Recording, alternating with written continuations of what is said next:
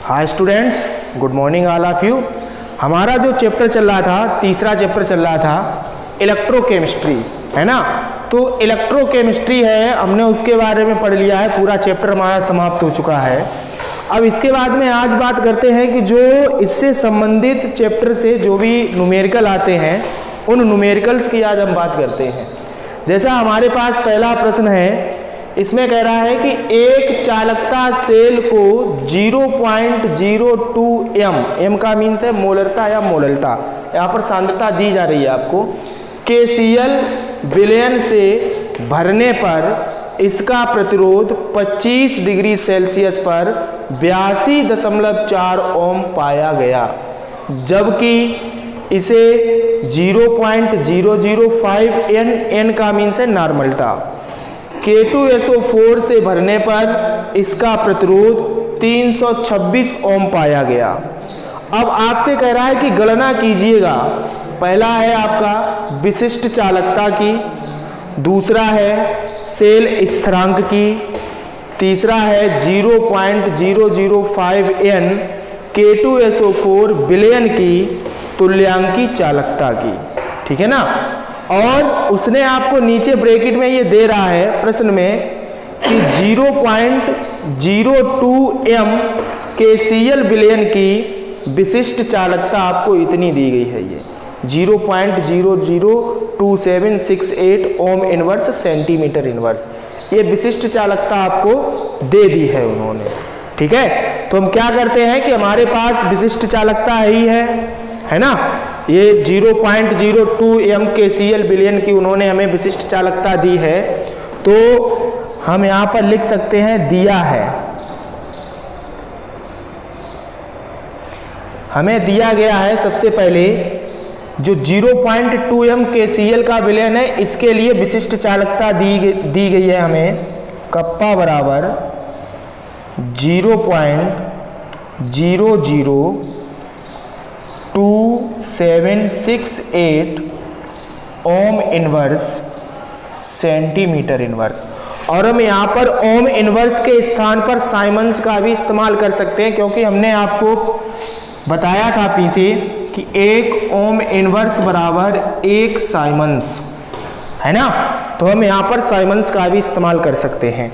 इसके बाद अब देखते हैं कि जो हमारे पास 0.2 एम KCl विलयन की चालकता है, विशिष्ट चालकता है, अब इस 0.2 एम KCl विलयन का प्रतिरोध है कितना। तो जो इसका प्रतिरोध निकल कर आ रहा है वो आपके पास आ रहा है 25 डिग्री सेल्सियस पर 82.4 ओम, ठीक है ना, इस विलयन के लिए। अब अगर यहां से हम इतना हमें दिया गया है, इस विलयन के लिए हमारे पास प्रतिरोध भी है और इस विलयन के हमारे पास विशिष्ट चालकता भी है, तो हम सेल स्थिरांक का जो मान ज्ञात करेंगे सबसे पहले दूसरे पॉइंट पर, है ना, सेल स्थिरांक का जो मान ज्ञात करेंगे वो हम इसी से ज्ञात करेंगे, ठीक है। तो सबसे पहले दूसरे पॉइंट की बात करते हैं, आपको सेल स्थिरांक पहले ज्ञात करना पड़ेगा। तो हमारे पास हमने आपको कप्पा और सेल स्थिरांक में एक संबंध दिया था, कप्पा बराबर x/RA, ये हमने आपको संबंध दिया था विशिष्ट चालकता और सेल स्थिरांक और प्रतिरोध में, ठीक है ना। तो हमें क्या करना है, हमारे पास संबंध हमने आपको दिया था कप्पा बराबर x/R, है ना। कप्पा विशिष्ट चालकता है, x आपका सेल स्थिरांक है, जो R है वो आपका प्रतिरोध है। अब हमें हमारे पास देखो कप्पा का मान है, यानी कि विशिष्ट चालकता का, प्रतिरोध का मान है, तो हम यहाँ से x का मान ज्ञात कर लेंगे, ठीक है। तो हम यहाँ पर मान रखेंगे, विशिष्ट चालकता का मान आपको 0.2 एम KCl विलयन के लिए दिया गया है 0.00278, ठीक है ना। x आपको ज्ञात करना है, R का मान है आपके पास 82.4, ठीक। अब यहां से अगर आप आगे जाएंगे तो यानी कि आपका हो जाएगा x बराबर 0.00 2768 इंटू 82.4। ठीक, आप जब इसका गुणा करेंगे, कैलकुलेट करेंगे, तो आपके पास इसका आंसर निकल कर आ जाएगा। ठीक है, तो इस तरीके से हम x का मान ज्ञात कर सकते हैं। ठीक, तो अगर कैलकुलेशन करेंगे तो आ जाएगा आपके पास 0.2281 सेंटीमीटर इनवर्स। ठीक है ना, ये मात्रक होता है। ठीक है, ये आपका x का मात्रक है, सेल स्थिरांक का सेंटीमीटर इनवर्स। तो अब यहां से आपने पहला पॉइंट ज्ञात, यानी कि आपने दूसरा पॉइंट ज्ञात कर लिया यहां से। ठीक है, अब चलते हैं पहले पॉइंट की तरफ। यहां पर कह रहा है विशिष्ट चालकता। अब आपको जो विशिष्ट चालकता ज्ञात करनी है वो हमारे पास नया प्रतिरोध होगा। आपको कहा गया होगा कि इसे 0.005 N K2SO4 से भरने पर इसका प्रतिरोध है ना, कि अगर हम चालकता सेल में 0.20 M KCl का जब विलयन भरते हैं तब प्रतिरोध होता है 82.4 ओम, और अगर 0.005 N K2SO4 का विलयन भर देते हैं तब प्रतिरोध हो जाता है 326 ओम। ठीक है, तो अब हमारे पास जो नया प्रतिरोध है वो 326 है। ठीक, x का मान हमने ज्ञात कर लिया है, x का मान आया है 0.2281 और कप्पा हमें यानी कि विशिष्ट चालकता ज्ञात करनी है। ठीक है, तो देखते हैं। देखो अब इसमें हमारे पास प्रतिरोध का मान है, पहले पॉइंट के लिए प्रतिरोध का मान है R बराबर 326 ओम, है ना। सेल स्थिरांक का मान हमने ज्ञात अभी किया था, x बराबर 0.2281 सेंटीमीटर इनवर्स है। और हमें ये यहाँ पर जो हमने विलयन भरा हुआ है, जब हम इस विलयन को भर देते हैं तब वो सेल की आपसे विशिष्ट चालकता पूछ रहे हैं, तो हमें कप्पा ज्ञात करना है। कप्पा बराबर क्वेश्चन मार्क, संबंध हमने अभी आपको दिया था। संबंध था हमारे पास कप्पा बराबर x/r। ठीक है, हमें चाहिए क्या है, हमें विशिष्ट चालकता चाहिए है। ठीक, तो कप्पा बराबर x का मान है आपके पास 0.2281 अपान, और r का यानी कि प्रतिरोध का मान है आपके पास 326। अब अगर आप इसमें 326 का भाग देंगे, जो भी आपका आएगा वो आपकी क्या हो जाएगी, विशिष्ट चालकता हो जाएगी। और विशिष्ट चालकता का मात्रक सीमेंस सेंटीमीटर, वो साइमंस सेंटीमीटर इनवर्स, सही ना। तो अगर यहाँ पर आप कैलकुलेशन करने जाएंगे तो आपका आएगा, तो कैलकुलेशन जब आप करेंगे तो मान आएगा आपका 6.99 इंटू 10⁻⁴ साइमंस सेंटीमीटर इनवर्स। या हम इसे चेंज करके भी लिख सकते हैं, जैसे जब आप इसमें 326 का भाग देंगे तो इस प्रकार से आएगा, कप्पा बराबर 0.0006999, है ना, इस प्रकार से आपका आएगा।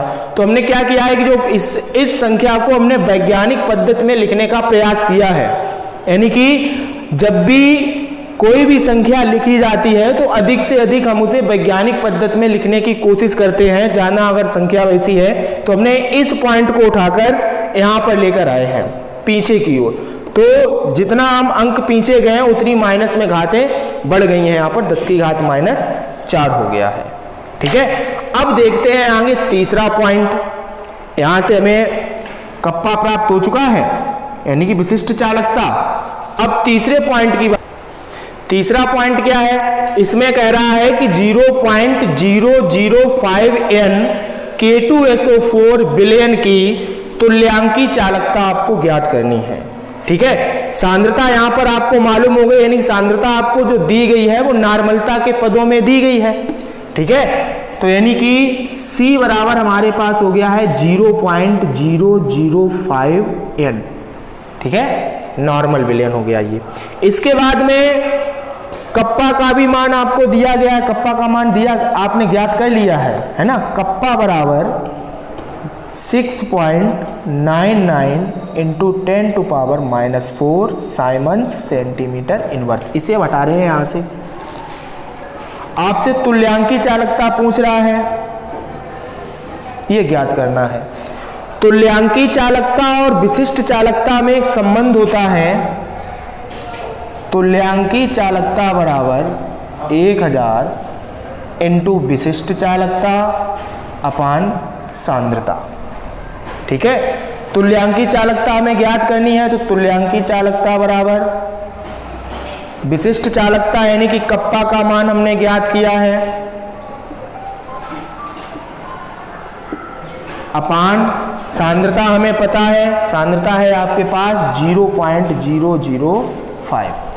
अब आप जब इसकी कैलकुलेशन करेंगे, है ना, थोड़ा मैं इसे सरल कर रहा हूं, आगे देखिएगा यहाँ पर जैसे 1000 है, 1000 को हम लिख सकते हैं 10 की घात 3, और हमें पता है कि गुणा में घातें जुड़ जाती हैं। 3 और -4 को जब जोड़ेंगे तो माइनस का 1 आएगा, यानी कि 10 की घात -1 इंटू 6.99 अपान 0.005, ठीक है।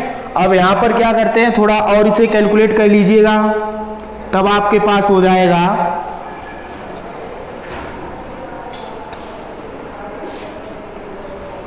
अब यहाँ पर हमने क्या किया है कि जो दशमलव के बाद 2 अंक है, हमने इस दशमलव को हटा दिया है, तो हमने 10 की घात -2 कर ली। इसी प्रकार नीचे यहाँ पर हो जाएगा 5 × 10 की घात -3, यानी कि दशमलव के बाद 3 अंक थे, ये हट गया यहाँ से।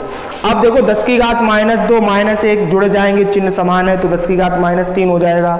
यहाँ पर भी 10 की घात -3 है, अगर हम इसे ऊपर भेजेंगे ये घात प्लस में पहुंच जाएगी, या हम डायरेक्ट काट सकते हैं 10 की घात -3 अपान 10 की घात -3, या तो डायरेक्ट काट दें या हम इस घात को ऊपर भेज दें तो हो जाएगा 10 की घात -3 इंटू 10 की घात, जब ऊपर पहुंचेगी माइनस की है तो हो जाएगी प्लस में, और गुणा में घातें जुड़ जाती हैं, है ना, तो प्लस और माइनस यानी कि जोड़ेंगे तो यानी घट जाएंगे, ये फिर आ जाएगा आपका 10 की घात 0, जिसका मान जिस संख्या की घात 0 होती है उसका मान होता है 1, ठीक है। तो यहाँ से अब कैलकुलेट आप कर लेंगे तो आपके पास आ जाएगा फिर 699/5। अब इसका भाग दे दीजिएगा इसमें, तब आपके पास आएगा 139.9, और आप तुल्यांकी चालकता ज्ञात कर रहे हैं तो मात्रक हो जाएगा ओम इनवर्स सेंटीमीटर स्क्वायर और तुल्यांक इनवर्स, ठीक है। अब देखते हैं आगे नया हमारे पास दूसरा प्रश्न है। यहाँ तक कि अगर किसी को कोई भी प्रॉब्लम हो तो वो मतलब कमेंट्स बॉक्स में पूछ सकता है, अगर नहीं समझ में आया है। प्रयास किया है हमने अपनी तरफ से आप लोगों को समझाने का, ठीक है।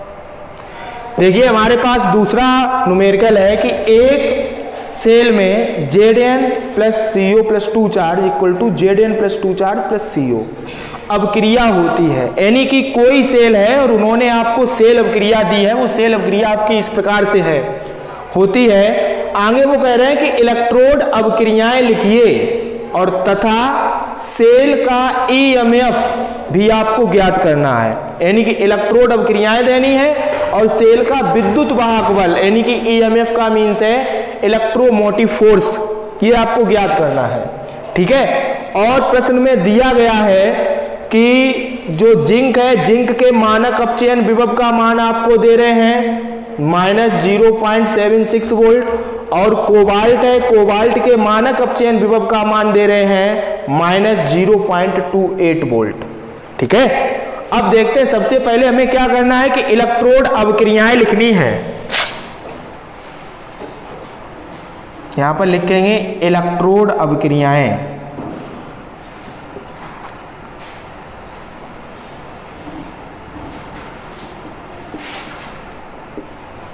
अब हमारे पास 2 इलेक्ट्रोड होते हैं, एक होता है एनोड और एक होता है कैथोड। एनोड पर क्या होता है, एनोड पर सदैव ऑक्सीकरण होता है, और कैथोड पर क्या होगा, अपचयन। तो यहां पर हम लिखेंगे एनोड पर, एनोड पर ऑक्सीकरण होना है। अब इस सेल अभिक्रिया में आप देखिएगा किसका ऑक्सीकरण हो रहा है, जो जिंक है, जिंक का ऑक्सीकरण हो रहा है जिंक आयन में, ठीक है। तो ये हमारी हो जाएगी एनोड पर होने वाली अभिक्रिया, यानी कि Zn equal to Zn plus 2 charge plus 2 electron. और अभिक्रिया कौन सी यहां पर हो रही है, ऑक्सीकरण, ठीक है। दूसरा हमारे पास इलेक्ट्रोड क्या है, दूसरा इलेक्ट्रोड है हमारे पास कैथोड। अब बात करते हैं कैथोड। कैथोड पर क्या होता है, हमने आपको बताया कैथोड पर होता है अपचयन। और यहां पर देखो कोबाल्ट आयन का कोबाल्ट में अपचयन हो रहा है, क्योंकि हमने आपको इससे पीछे के वीडियो में बताया था कि जब भी किसी भी परमाणु या अणु के आवेश में वृद्धि होती है, ठीक है ना, तब वहां पर होता है ऑक्सीकरण, और अगर आवेश में कमी हो जाती है तब होता है अपचयन। अब इसी सेल अभिक्रिया को आप देखिएगा, जिंक के ऊपर यहां पर कोई आवेश नहीं है, आगे चलकर क्या हुआ है कि इसके ऊपर प्लस का 2 आवेश आ गया है, यानी कि आवेश में वृद्धि हो गई है, तो इसीलिए इसका क्या हो रहा है, ऑक्सीकरण। जो ऑक्सीकरण की अभिक्रिया होती है वो सदैव एनोड पर होती है, तो यहाँ पर होगा, हमने एनोड पर जिंक का ऑक्सीकरण कर दिया है। फिर यहाँ पर देखो कोबाल्ट में अभी इसके ऊपर प्लस 2 आवेश है, और यहाँ पर क्या हो गया, 0। अब आवेश में कमी हो गई, तो यानी कि अपचयन हुआ, और अपचयन की जो प्रक्रिया होती है वो सदैव होती है काय पर, कैथोड पर। अब अपचयन इसका किस प्रकार से हो जाएगा, CO plus 2 charge plus 2 electron equal to CO। क्या हुआ है, अपचयन हुआ है, ठीक है ना। ये हमारी दोनों इलेक्ट्रोड अभिक्रियाएं हो गई हैं। इन्हीं को हम अर्ध सेल अभिक्रिया भी कह सकते हैं। जैसे वो यहाँ पर इलेक्ट्रोड अभिक्रियाएं ना कहकर ये पूछ देता कि अर्ध सेल अभिक्रियाएं लिखिएगा, तब इलेक्ट्रोड अभिक्रियाएं या अर्ध सेल अभिक्रियाएं एक ही बात हो जाती है। अगर हम इन दोनों अर्ध सेल अभिक्रियाओं को या इलेक्ट्रोड अभिक्रियाओं को जोड़ेंगे, हमारे पास पूर्ण सेल अभिक्रिया या सेल अभिक्रिया यही आ जाएगी निकलकर, ठीक है।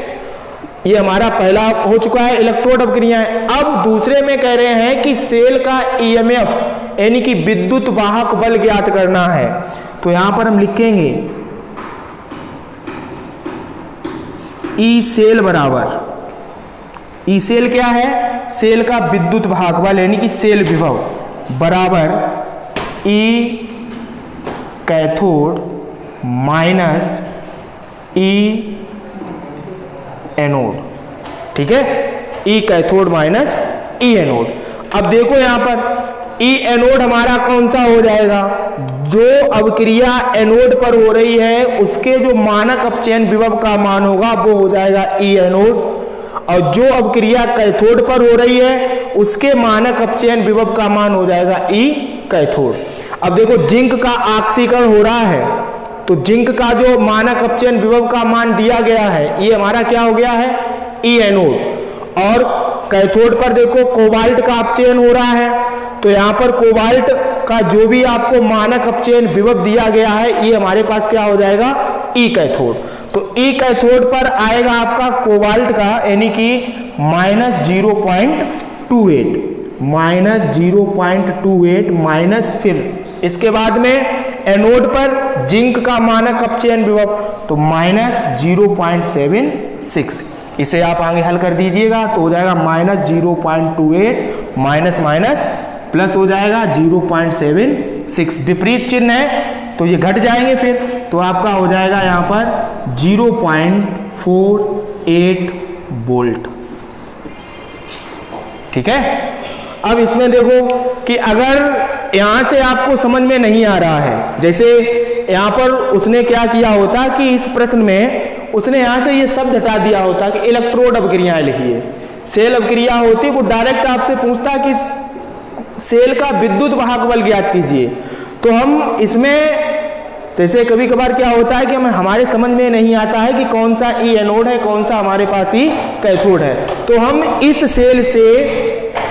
सेल अभिक्रिया से हम एक सेल तैयार कर सकते हैं। जैसे सेल तैयार कैसे करते हैं हमने आपको बताया होगा पीछे कि यहाँ पर जो ऑक्सीकरण वाला भाग होता है उस भाग को हम पहले लिखते हैं Zn प्लस 2 चार्ज, फिर इसके बाद में जो अपचयन वाला भाग है CO प्लस 2 चार्ज CO। ठीक, ये हमारे पास सेल तैयार हो गई है। अब यहाँ पर हम फार्मूला अपना दूसरा लगा सकते हैं। हमारे पास दूसरा फार्मूला क्या है? दूसरा फार्मूला है हमारे पास E सेल बराबर E दाया माइनस E बाया। ठीक है, अब यहां से आपको चलना है, इधर जाएंगे, ई दाया हो गया, ई दाया का मान ये रहा आपके पास, फिर इधर से इधर की ओर जाएंगे, क्या हो गया? बाया हो गया, यानी कि ई बाया का मान आपके पास ये रहा। यहाँ पर दोनों के मान रखेंगे, आंसर इसी प्रकार आएगा, वो भी काय में? प्लस में। और जब भी आंसर प्लस में आता है तभी सेल अपक्रिया संभव है, अन्यथा संभव नहीं है। तो इस तरीके के जो भी सवाल आपको मिलते हैं आप देखिएगा, और कल 2-4 सवाल आप लोगों को और बताएंगे। आज के लिए इतना ही, धन्यवाद।